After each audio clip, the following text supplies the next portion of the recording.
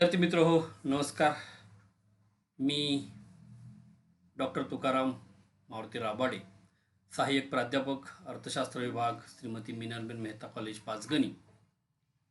Online lecture series अंतर्गत आज आपण इम्पॉर्टन्स ऑफ मायक्रो इकॉनॉमिक्स, सूक्ष्म अर्थशास्त्र, याचं महत्त्व किंवा उपयोग या घटकाची चर्चा करणार आहोत. विद्यार्थी मित्र हो, यापूर्वीच्या लेक्चरमध्ये आपण पाहिलेलं आहे की अर्थशास्त्र म्हणजे काय, अर्थशास्त्राचं स्वरूप कसं असतं आणि अर्थशास्त्राच्या अभ्यासाची व्याप्ती काय आहे. हे पाहत असताना आपण पाहिलं की अर्थशास्त्र हे अनेक विविध घटकांचा अभ्यास करत असतं आणि असे विविध घटक अर्थव्यवस्थेच्या अभ्यासाचे दोन गटामध्ये वर्गीकृत केले जातात. प्राध्यापक रॅग्नार फ्रिच यांनी 1933 मध्ये अर्थशास्त्राच्या अभ्यासाचं वर्गीकरण सूक्ष्म अर्थशास्त्र व समग्र अर्थशास्त्र असं केलेलं आपलं दिसतं. यामध्ये सूक्ष्म अर्थशास्त्र म्हणजे काय या घटकाची चर्चा आपण यापूर्वीच्या लेक्चरमध्ये केलेली आहे. अर्थव्यवस्थेतील लहानातील लहान घटकांचा अभ्यास अर्थशास्त्राच्या ज्या शाखेमध्ये केला जातो त्याला सूक्ष्म अर्थशास्त्र असे म्हणतात. यामध्ये व्यक्तिगत घटकांचा अभ्यास केला जातो. व्यक्तिगत उत्पन्न, उपभोग, खर्च, उद्योग संस्थेचं व्यक्तिगत उत्पादन, उत्पन्न, वितरण, नफा, अशा व्यक्तिगत घटकांचा अभ्यास हा प्रामुख्यानं सूक्ष्म अर्थशास्त्रामध्ये होतो. या सूक्ष्म अर्थशास्त्र अभ्यास पद्धतीचं महत्त्व काय आहे, याचा उपयोग कोणत्या कारणांसाठी होतो किंवा कसा केला जातो, या घटकांची चर्चा आपण आजच्या या लेक्चरमध्ये करत आहोत. हे करत असताना आपण विविध मुद्द्यांचा किंवा उपघटकांचा विचार करणार आहोत. त्यातील पहिला उपघटक आहे तो म्हणजे व्यक्तिगत आर्थिक प्रश्नांची सोडवणूक. सूक्ष्म अर्थशास्त्राचा उपयोग व्यक्तिगत आर्थिक प्रश्नांची सोडवणूक करण्यासाठी केला जातो.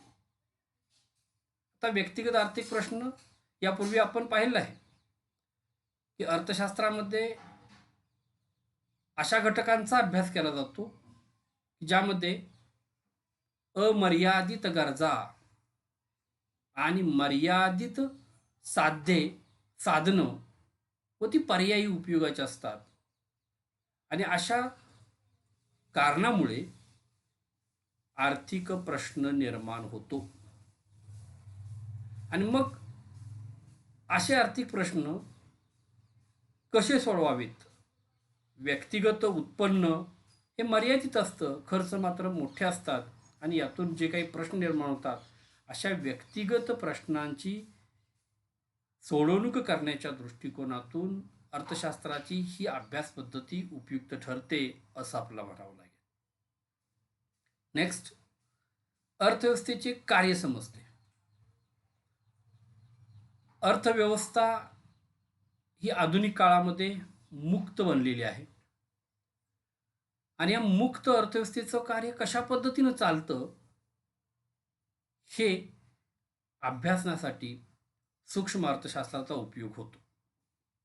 मुक्त अर्थव्यवस्थेमध्ये नियोजन, समन्वय साधणारी कोणतीही संस्था नसते.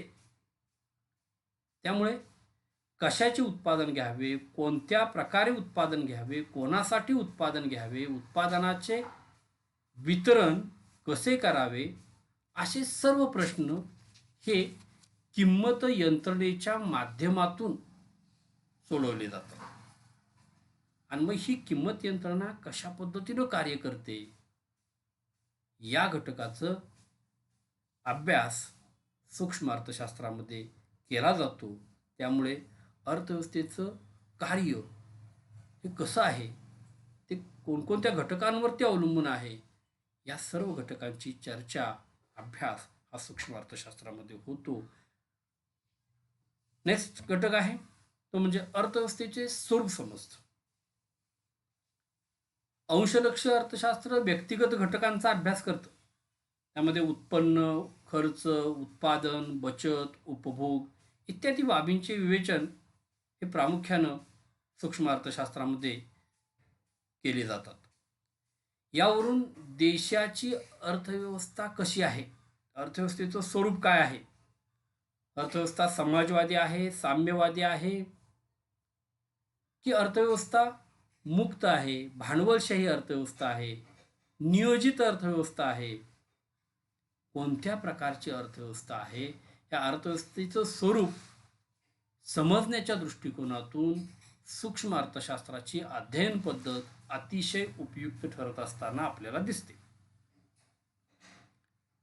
नेक्स्ट, आर्थिक धोरणास उपयुक्त. सरकार विविध आर्थिक धोरणांची निश्चिती करत असताना आपल्याला दिसतं. त्या धोरणांची मूल्यमापन करणं हा सूक्ष्म अर्थशास्त्राच्या अभ्यासाचा एक भाग असतो. किंमत किंवा बाजार यंत्रणा ही या संदर्भात एक महत्त्वपूर्ण साधन आहे. अर्थव्यवस्थेमध्ये सार्वजनिक उपक्रमातील वस्तू व सेवांच्या किमती कशा निश्चित होतात, त्या किमतीचा इतर वस्तू व सेवांवरती काय परिणाम होतो, अर्थव्यवस्थेतील किंमत धोरणाचा उद्योग व्यवसायाच्या कार्यक्षमतेवरती काय परिणाम होतो, अशा विविध धोरणात्मक घटकांचा अभ्यास सूक्ष्म अर्थशास्त्रामध्ये केला जातो. त्यामुळे सूक्ष्म अर्थशास्त्राचा उपयोग हा आर्थिक धोरण निश्चित करणं व त्याचं मूल्यमापन करणं यासाठी अतिशय उपयुक्त आहे असं म्हटलं जातं. नेक्स्ट, संसाधनांचा पर्याप्त वापर. सूक्ष्म अर्थशास्त्र हे दुर्मिळ संसाधनांचा कार्यक्षम वापराशी संबंधित आहे.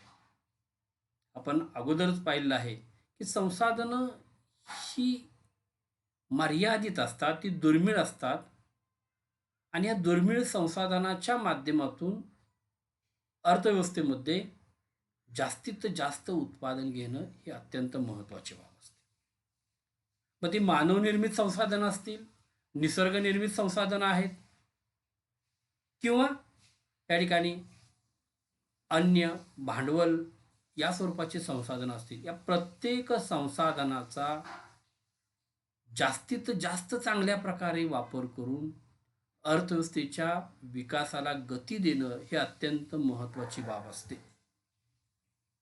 आणि त्या दृष्टिकोनातून सूक्ष्म अर्थशास्त्र हे संसाधनांचा पर्याप्त वापर कशा पद्धतीने करता येईल अशा घटकांचा अभ्यास करत असतं.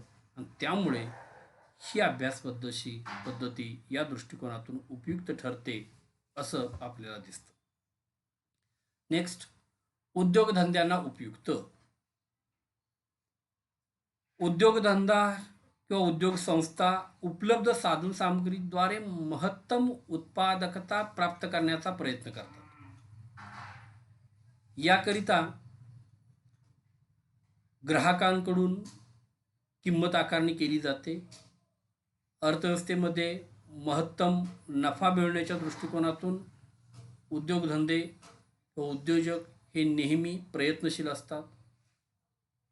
त्या उद्योगधंद्यांमध्ये असणारे आदाने, उद्योगधंद्यातून निर्माण होणारं प्रदान, यातून मागणी आणि पुरवठा, किंमत निश्चिती अशा विविध घटकांचा अभ्यास हा सूक्ष्म अर्थशास्त्रामध्ये होतो.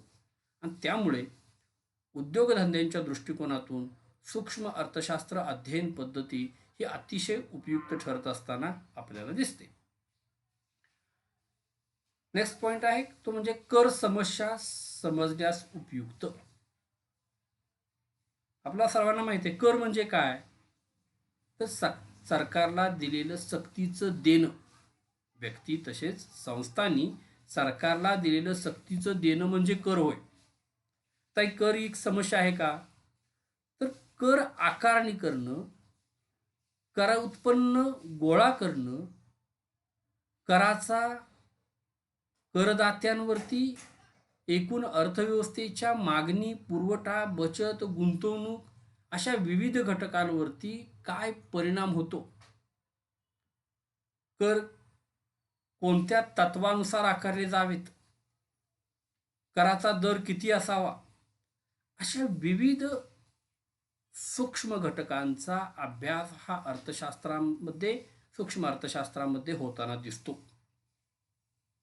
आणि त्यामुळे कर समस्या समजून घेण्यासाठी, कर समस्यांची सोडवणूक करण्याच्या दृष्टिकोनातून सरकारच्या दृष्टीने तसेच करदात्याच्या दृष्टीने अंशलक्षी अर्थशास्त्र किंवा सूक्ष्म अर्थशास्त्र हे अतिशय उपयुक्त ठरताना दिसतं. नेक्स्ट पॉइंट आहे आंतरराष्ट्रीय व्यापारास सहाय्यभूत. जगातील प्रत्येक देश आज कमी अधिक प्रमाणामध्ये आंतरराष्ट्रीय व्यापारात सहभागी होताना दिसतो. सूक्ष्म अर्थशास्त्रामध्ये व्यापार तोल, देशांतर्गत मागणी, आंतरराष्ट्रीय मागणी, देशांतर्गत किंमत पातळी, आंतरराष्ट्रीय किंमत पातळी, विनिमय दर अशा विविध घटकांचं अध्ययन केलं जातं. देशातील कर रचनेचा आंतरराष्ट्रीय आयातीवरती तसेच निर्यातीवरती काय परिणाम होतो, देशातील चलन साठ्यावरती याचा काय परिणाम होतो, अशा विविध घटकांचा अभ्यास हा सूक्ष्म अर्थशास्त्रामध्ये होताना दिसतो. त्यामुळे आंतरराष्ट्रीय व्यापार आणि या व्यापाराचे एकूण परिणाम, आंतरराष्ट्रीय व्यापाराचं असणारं महत्त्व, आंतरराष्ट्रीय व्यापारासंदर्भामध्ये असणारी ध्येय धोरणं अशा विविध घटकांचा अध्ययन करण्याच्या दृष्टिकोनातून सूक्ष्म अर्थशास्त्र हे अतिशय उपयुक्त ठरत असताना आपल्याला दिसतं. नेक्स्ट आर्थिक कल्याणास उपयुक्त. प्राध्यापक पिगू, प्राध्यापक वॉलरा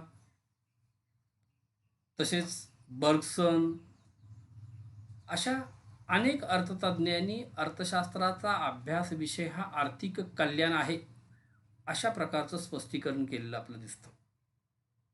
या आर्थिक कल्याणाच्या स्थितीचं परीक्षण करण्यासाठी सूक्ष्म अर्थशास्त्राची मदत होते. कल्याणकारी अर्थशास्त्र सामाजिक कल्याणाच्या महत्तमीकरणाशी संबंधित असते. अर्थात हे केवळ पूर्ण स्पर्धेत शक्य असते. मक्तेदारी किंवा मक्तेदारीयुक्त स्पर्धेत पर्याप्त उत्पादनापेक्षा कमी पातळीवर उत्पादन घेतले जाते. यामुळे साधनांचा अपव्यय होतो. सूक्ष्म अर्थशास्त्र साधनांचा अपव्यय टाळणे व समाजाचे महत्तम कल्याण करणे यासाठी उपाय सुचवताना दिसतं. म्हणजे त्या दृष्टिकोनातूनही सूक्ष्म अर्थशास्त्र ही अध्ययन पद्धती अतिशय उपयुक्त आहे असं म्हटलं जातं. नेक्स्ट पूर्वानुमानास उपयुक्त. सूक्ष्म अर्थशास्त्राच्या अभ्यासाद्वारे अटीयुक्त पूर्वानुमान म्हणजे भविष्यकालीन अंदाज निश्चित करणं. मग तो किंमतविषयक अंदाज असेल, भविष्यात वेतनाचे दर काय असतील याविषयीचा अंदाज, भविष्यकालीन मागणी, पुरवठा, संसाधनांची उपलब्धता अशा विविध घटकांचा अभ्यास, विविध घटकांचा अंदाज करण्याच्या दृष्टिकोनातून सूक्ष्म अर्थशास्त्र ही अध्ययन पद्धती अतिशय उपयुक्त ठरत असताना दिसते. थोडक्यात अर्थव्यवस्थेतील सूक्ष्म घटकांची चर्चा करण्याच्या दृष्टिकोनातून सूक्ष्म घटकांचा अभ्यास करणं, अर्थव्यवस्थेतील या घटकांचा एकूण मानवी जीवनावरती, अर्थव्यवस्थेच्या विकासावरती काय परिणाम होतो, ह्या समस्या कशा पद्धतीने सोडवल्या पाहिजेत अर्थव्यवस्थेला चालना देण्याच्या दृष्टिकोनातून कोणत्या उपाययोजना केल्या पाहिजेत, अशा विविध घटकांचा अभ्यास, विविध घटकांची चर्चा ही प्रामुख्यानं सूक्ष्म अर्थशास्त्राच्या अभ्यासामध्ये केली जात असल्याने सूक्ष्म अर्थशास्त्राचा अभ्यास हा अतिशय उपयुक्त आहे असं या ठिकाणी म्हटलं जातं. थँक्यू.